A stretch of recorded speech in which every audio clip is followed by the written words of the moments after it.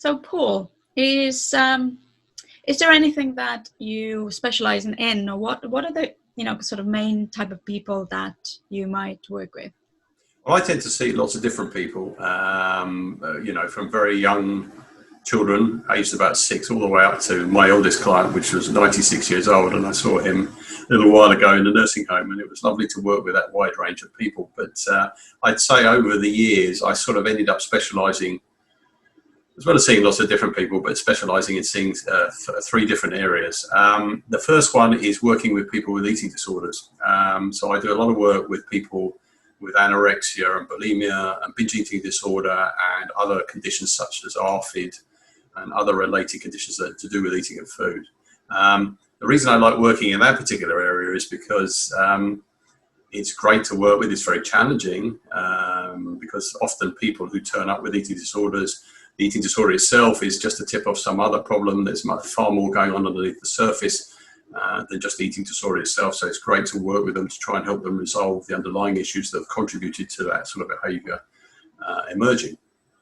So I do a lot of work with eating disorders these days. I also do a lot of work with people with obsessive compulsive disorder, OCD. I have some personal experience with OCD before because it runs in my family, so it's something else I also know quite a lot about. And often there's a crossover between eating disorders and people with obsessive type of tendencies anyway, because people, when they get into that mode of being able to become overly obsessive about food or eating, then you can see there's a little bit of a crossover between those areas. So the two tend to intersect quite a lot anyway. The third area that I do a lot of work with these days is working with children and young people, and I do a lot of work from the ages of about 6 upwards. I would say that's something that I got interested in when many years ago I started working at a health institution near here, Signet, which is one of the big private health institutions. They've got a big hospital near here, and I was fortunate enough to get the opportunity to work there for a few years. And I got introduced to working with children and young people and found that I really enjoyed it. We have to adapt some of the techniques that we're taught to be able to work with children, especially the young end of the range, 6, 7, that sort of age.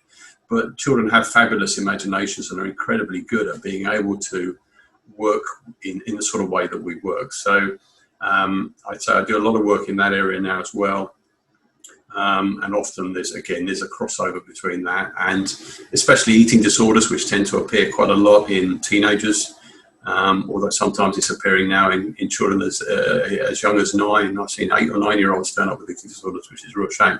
But there's a crossover into that area as well. So you can see how there's sort of crossovers between all those different areas. But they're all fascinating areas, I have to be honest with you, and great fun to work in. And usually CogHip is a great mechanism to be able to get excellent results in all of those areas and more generally, of course, as we know. Fab. So what's your kind of story?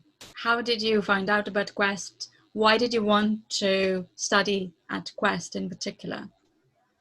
Well, I found out about Quest a long time ago. As I say, I qualified in 2007, but before that I was training to become a nutritional therapist. And I'd always had an interest in therapy generally, something that I'd undergone a journey myself, going through therapy sometime before that, yeah. And I come across hypnotherapy and various other types of therapies, and it was great to want to get interested in that area and to want to help people. But sometimes it can take a little bit of time to work out exactly how you want to help people and what's the best ways to do it. So I got interested in nutritional therapy, first of all, which is using nutrition to be able to, help people get better in that way. And I came across something called functional medicine. And functional medicine is a really interesting area which looks at the whole person, but also incorporates other factors such as lifestyle, environmental factors and things like that into our well-being. And having studied the nutritional therapy area, I then wanted to get involved in the mental health side as well, because you can see how the two things sort of work very nicely together or are involved most of the time. And that's when I came across Quest. And I was looking around at a lot of the different hypnotherapy courses that were around at the time, and there were some of the ones which you could qualify in a weekend and all that sort of stuff. It didn't really appeal to me, I have to be honest. But when I looked at the Quest course, it sort of resonated with me. A lot of the stuff that was on the site resonated with the way that I sort of like to think about health and well-being, and that resonation carried through into the interview that we had when I spoke to Trevor and Bex. And I really got a sense that, yes, this was the right course for me to do. And having done it now, you can see how cognitive hypnotherapy is really, to me, it's the next level up on hypnotherapy training. Yeah. It's very advanced compared to other styles of hypnotherapy. Other styles of hypnotherapy, including the ones that I did when I was going through therapy myself, because I did some hypnotherapy. It's really quite different. Yeah. So a lot of the other types of hypnotherapy are a lot of it's done from the therapist's frame of reference, whereas cognitive hypnotherapy, we very much have this idea about what's that about and how can I use it. So we're going through the client's model of the world much more specifically, and that gives us the advantage of usually getting better results, but also having the ability to work within the client's model of the world, which is a privilege, but it's also great for helping a client to solve their problems. So all of these people that you help, these three areas that you shared with me, if someone is watching and they have this particular issue and perhaps they're not quite ready for therapy yet, is there something that you could give them or share with them that would help them right now before they're able to or ready to take that next step? Yes, that's a good point, and I think you're right. Some people, especially with eating disorders, are not always ready, and sometimes I do get people who come in to see me who are not at a point where they're ready to engage in therapy. Their parents might think they are, or carers or whoever, but they're not quite ready to engage. Yeah. The same with youngsters as well, and the sort of tip I would have would be to start to introduce them, using tools to start to introduce the people involved, youngsters or otherwise, to mental health, and trying to identify more about the patterns and habits that they actually have, so that when they actually turn up to the session, we have more information about that. Yeah. Now, one of the great ways to do that these days is to use apps like mood trackers. Mood trackers are fabulously useful. Again, they run on phones. They can use it. Some of them are a subscription model.